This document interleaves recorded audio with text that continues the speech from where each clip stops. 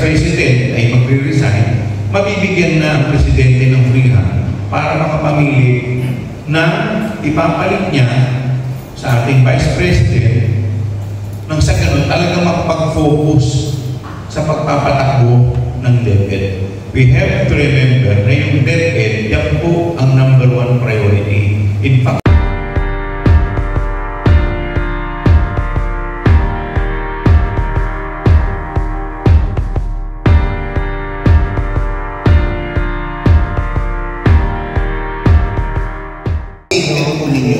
you are asking VP Sara to resign sa DepEd. Can you explain to us po yung pong inyong mga sinabi at bakit niyo po sinabi po yun?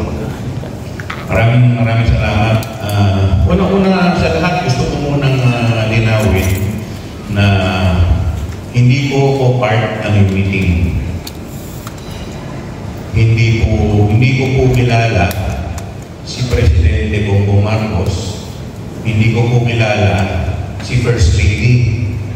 At hindi ko rin po kilala o hindi rin ako malapit sa ating speaker.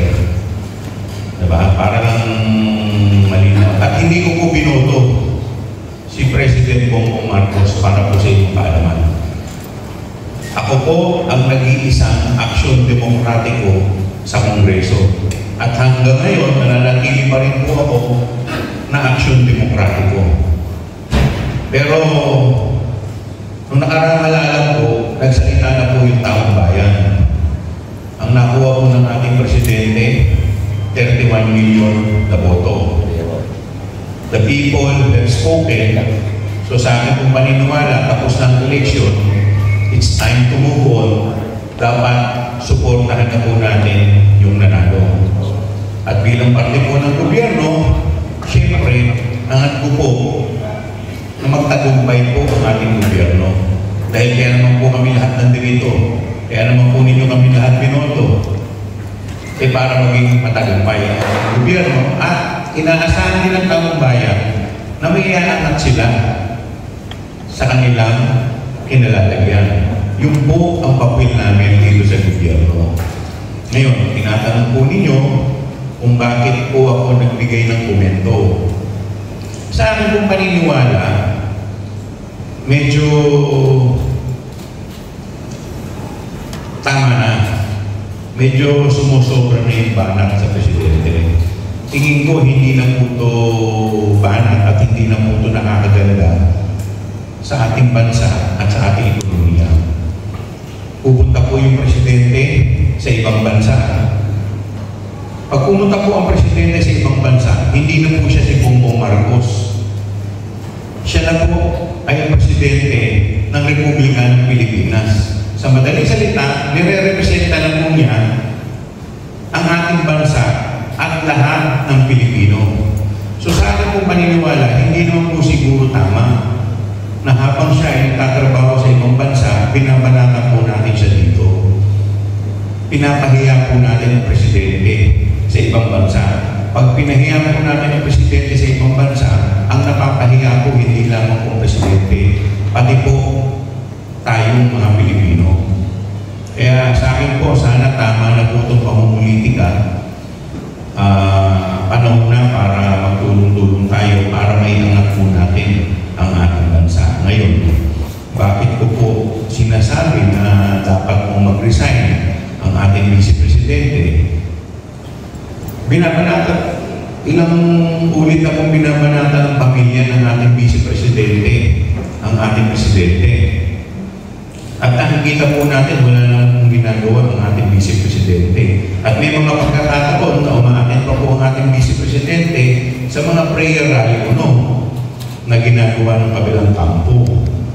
Habang siya naman po ay nag-i-enjoy bilang parte ng official family ng ating Presidente. So paano po niya magagawa ang kanyang aksyon kung gano'n po ang panawagan ng kabilang kampo na umalis sa pwesto ang ating Presidente?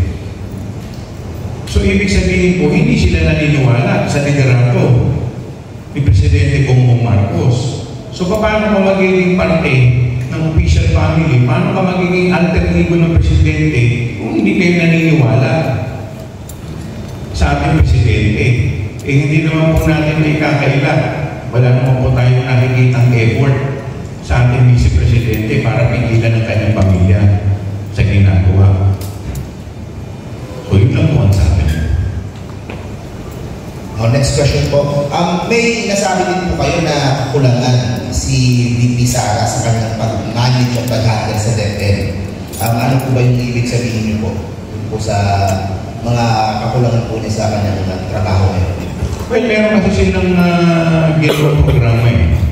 Diba? Yung isang programa, yung kung saan ting Biyernes,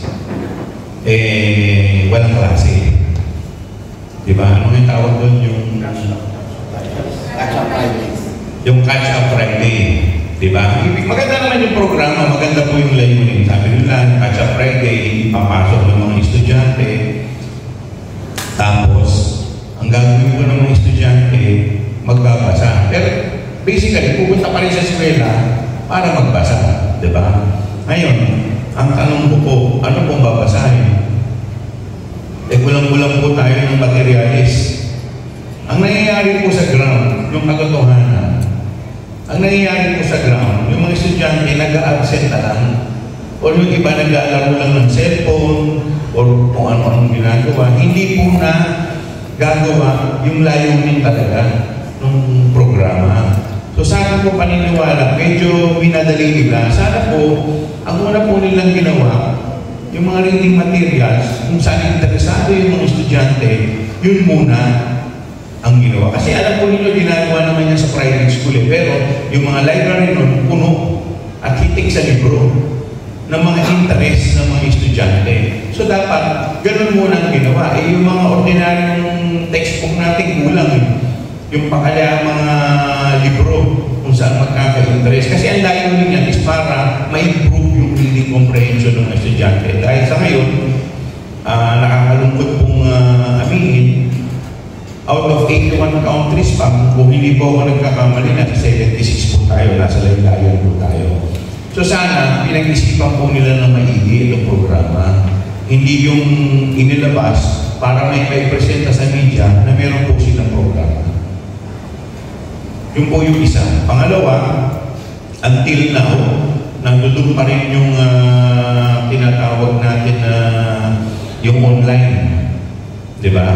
So, sa akin pong paniniwala, nakita natin yung mga produkto ng online. Talagang medyo napag-iiwanan. Bakit? Ba't ko po sinabi? Kasi online. So, ano ba magiging resulta? Kung minsan, gumagawa ko ng mga assignment doon, mga magulang. Diba? At minsan, hindi pa lang minsan, kadalasan yung mga bata, dahil nasa bahay, distracted. Kasi natulong ka sa bahay mo, nakikita mo yung laruan mo, nakikita mo yung kapatid mo, nakikita mo nanay mo. Yung focus of attention nila, wala talaga dun sa paksa ng pag-aaral. So tingin ko, mas maganda, face-to-face pa rin. Ayusin ngayon, dahil mainit ang panahon, ayusin natin yung oras. Diba? Ang pagpasok.